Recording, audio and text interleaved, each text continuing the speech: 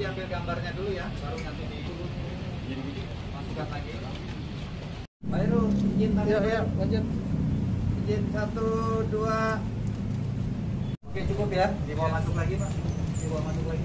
Tapi Pak Kapolres Metro Depok, Kasat Reskrim Polres Metro Depok, dan rekan-rekan media sekalian.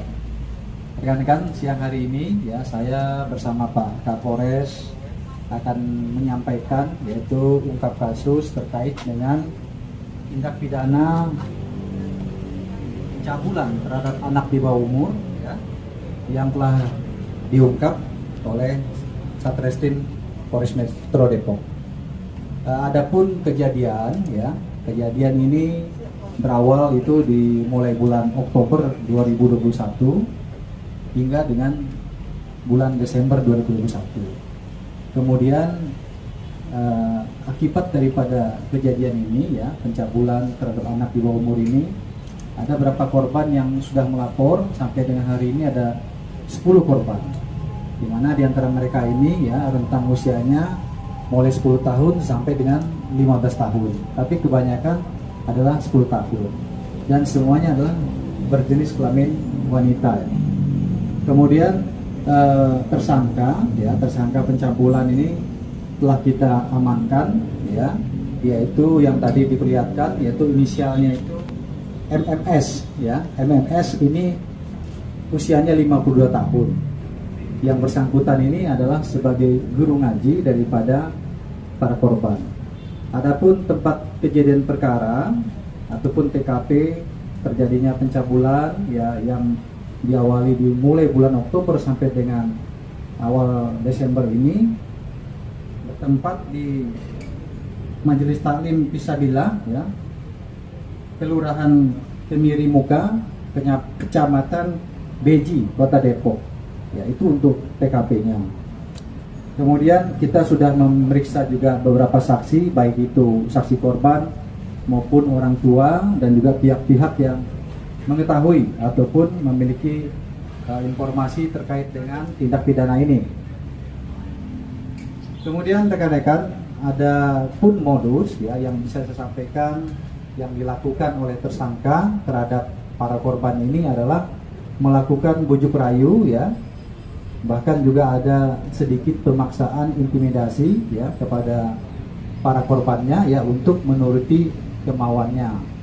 Dan di akhir kegiatannya ya, pencabulan tersebut, dia memberikan uang ya sejumlah 10.000 kepada para korban.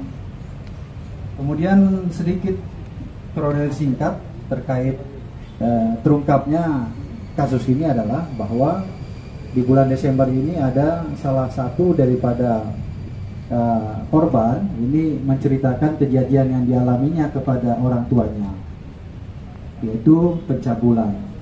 Kemudian orang tua daripada si korban ini menceritakan kejadian yang dialami anaknya ini kepada orang tua yang lain, karena mereka memiliki komunitas di antara orang tua yang merupakan murid daripada tersangka ini ya dalam pengajian. Ternyata dari keterangan orang-orang tua yang lain juga mendapatkan kesamaan cerita dari anak-anak mereka, sehingga terkumpullah sebanyak 10 orang ya yang menjadi korban yang mengalami pelecehan dan juga tindakan pencabulan oleh tersangka. Kemudian pencabulan yang dilakukan para tersangka ini yaitu tersangka meminta dan juga memaksa daripada para korban ya untuk memegang bagian-bagian tubuh yang vital dan juga memegang bagian alat vital daripada tersangka ya. Itu kira-kira garis besarnya. Namun ada juga hal-hal lain yang mungkin tidak bisa saya sampaikan di sini ya, karena ini ruang publik ya, menyangkut daripada juga kita menjaga daripada para korban tentunya ya. Kemudian rekan-rekan, dari kejadian ini ya, langkah-langkah yang sudah dilakukan tentunya sudah dilakukan visum, kemudian pemeriksaan terhadap para saksi korban, kemudian juga melakukan bantuan pendampingan terhadap para korban melalui unit pelindungan perempuan dan anak Polres Metro Depok. Kemudian juga tentunya adalah pengungkapan kasus ini dengan menangkap tersangka. Atas perbuatan tersangka, ya, ini kita penyidik Polres Metro Depok ini sudah menetapkan ya pasal yang dipersangkakan kepada tersangka, yaitu pasal 76 ya, untuk pasal 82 Undang-Undang RI nomor 35 tahun 2014 tentang perlindungan anak, dan juga pasal 64 KUHP, di mana ancaman pidananya adalah paling sedikit 5 tahun dan juga paling lama 15 tahun dengan denda paling banyak 5 miliar rupiah. Ada beberapa barang bukti yang diamankan oleh penyidik hingga saat ini, diantaranya adalah baju gamis milik daripada korban, kemudian beberapa jilbab milik daripada korban, kemudian celana dalam daripada korban, kemudian kaos warna hijau ya juga milik daripada korban. Demikian rekan-rekan ya yang bisa saya sampaikan ya terkait dengan pengungkapan kasus pencabulan ya yang terjadi di Kecamatan Beji ya Kota Depok. Mungkin ada 1-2 pertanyaan ya, saya persilakan. Pak, ini kan pelaku rata-rata korbannya anak di bawah umur. Apakah pelaku itu punya penyakit perilaku seks menyimpang atau pedofilia gitu?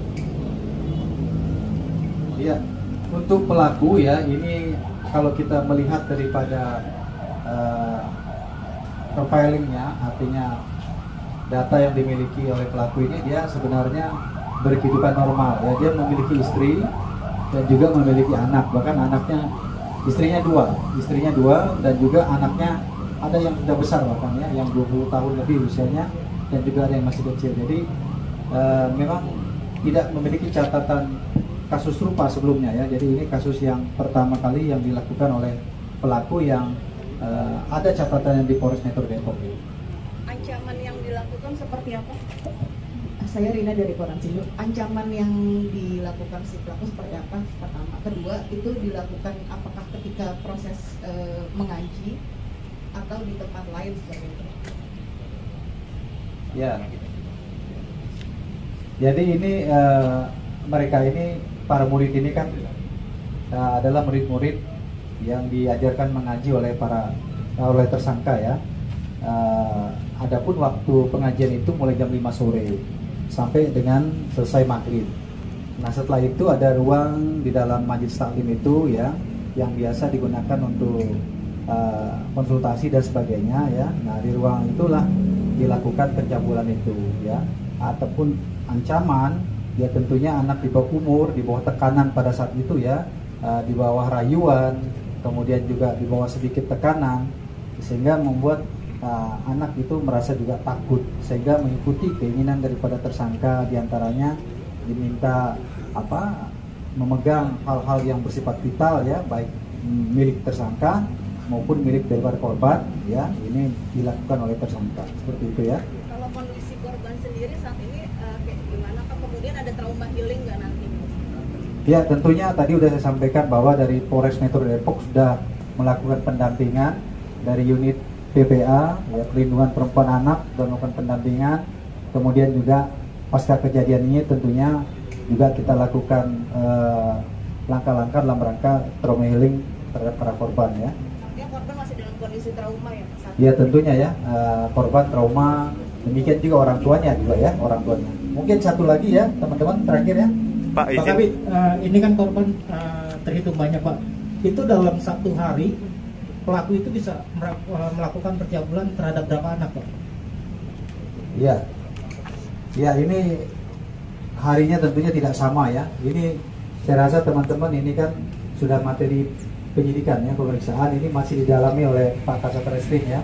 Bagaimana nanti ininya, apa artinya rentang waktu sejelas-jelasnya.